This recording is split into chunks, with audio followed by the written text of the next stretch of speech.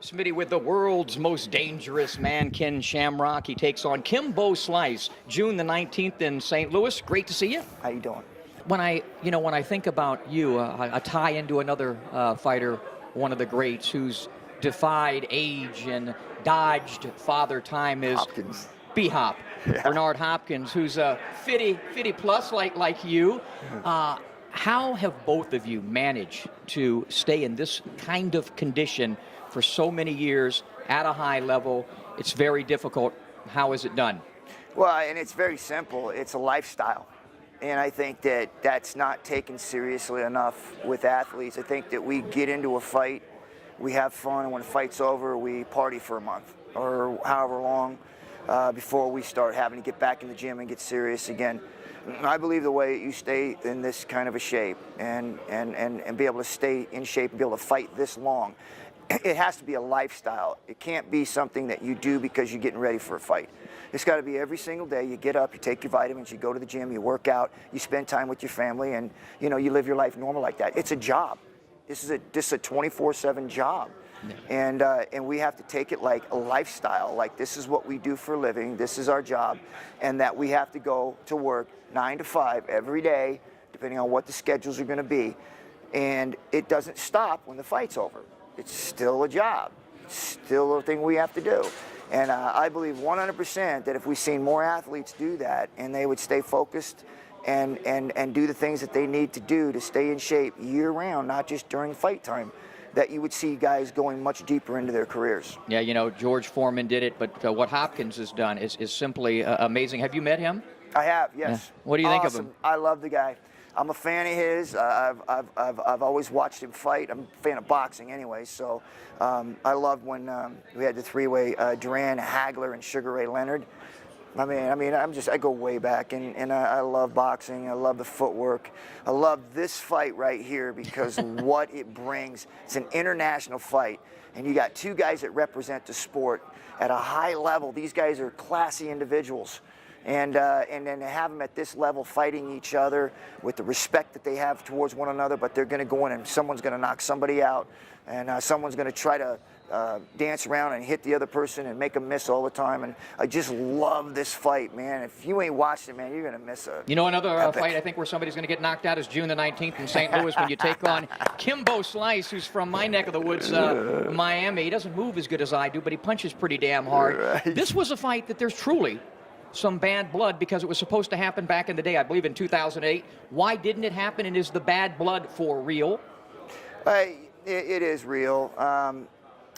It was a bad time for me. I was actually, before the fight, my father went into the hospital, and he had a bad case of diabetes and some other things going on with his heart and stuff like that. So I was actually going from the hospital to training the whole time, trying to prepare for the fight. And he told me, he goes, go in there, because I wasn't going to go. I was going to cancel the fight. And it was about 3 weeks out. My father said, don't do that. He goes, go in there and fight this fight and do your thing. He says, I'll be fine. So I was going back and forth, and I was training, getting ready for the fight. And we go down to the fight. And the night before the fight, my father goes into a coma, and I got a call saying, hey, your father's in a coma, what do you want to do? And I was like, man. I said, well, why don't you just don't do anything until I get back. I'll be back in a day. So my mind was reeling, had some other things going on with the office and stuff, and I had a lot of stuff going on, and it was like 24 hours before the fight. And so me and a buddy of mine were rolling around, and I got cut. And it wasn't anything. What a way to get injured. Yeah, and it was stupid. It was like you do when you're preparing to go into the ring. It was just smooth, rolling, light, moving from place to place. His head popped up, my head was coming down, and boom, it happened. And but isn't that a sign that it wasn't meant to be? That's how I would view that kind of a thing, I don't know. I mean, because at that time I was too angry because it was an opportunity for me. Yeah. Especially at that point in my career where I needed something, and it was a huge opportunity for me because I believe that the class of fighters were definitely way to my advantage, with the experience and everything.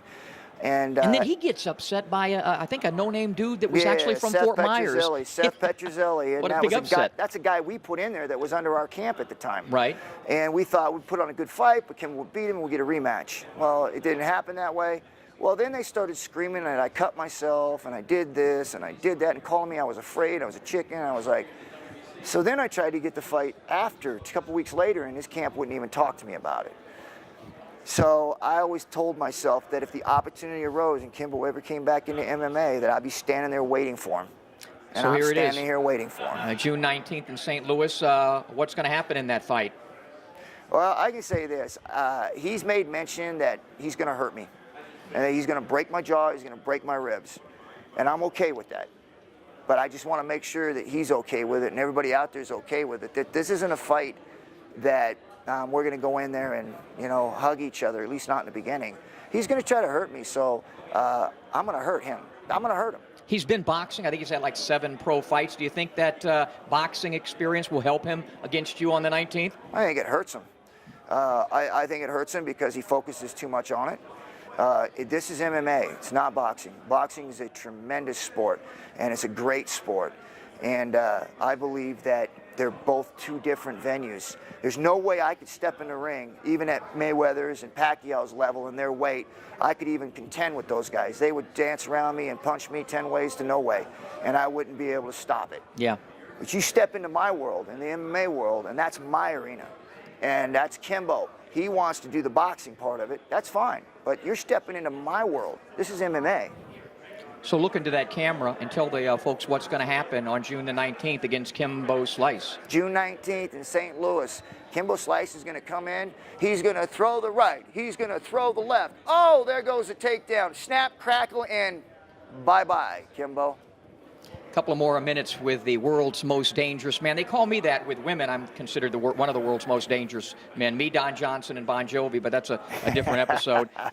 You were talking to me prior to the start of this, and it was really interesting, I thought, what you were talking about MMA and boxing and, you know, how it upset you, the way the two were feuding for so long. And, you know, it's hard to go into a gym here in Las Vegas and not be a part of both. And you said something just now. When I think boxers can, or MMA guys can improve a little bit with their technique with boxing, but I just think if you're going to be a boxer, train to be a boxer. And if you're going to be an MMA guy, train to be an MMA guy, add a little bit of boxing to it, but if you add too much, you're not going to be able to do the things because you're all out of position and everything. Your thoughts on that? My thought is this, and I could be wrong on it, but I believe it's easier for a boxer to come into MMA as it is for an MMA guy to come into boxing. It's just so, boxing is so technical, and it's one discipline.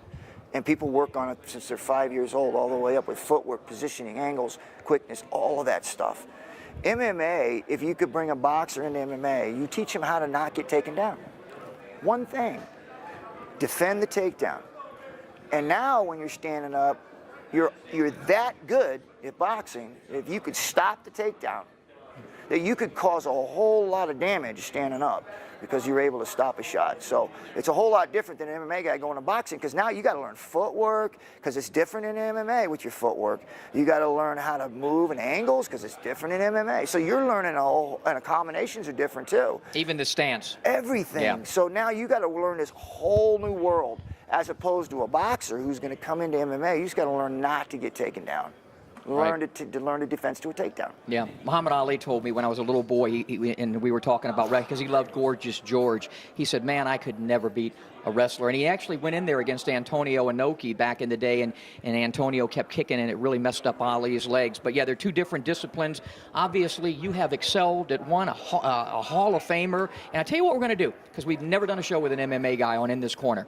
We've done 60 shows with the greatest fighters past and present. When you're done with this, we'd like to schedule something where we sit down with you and we talk about your entire life and career, because it's a fascinating life. Right. And then I normally get inside the ring with the great fighters. I don't know how that's going to work out. I might have to get a fill-in, because I don't know how to get taken down. I'm not too good on the ground, man, but it'd be great. And anyway, best of luck. June the 19th, he takes on Kimbo Slice in St. Louis, the world's most dangerous man, Ken Shamrock. Thanks. Appreciate it. Thank you very much. God bless.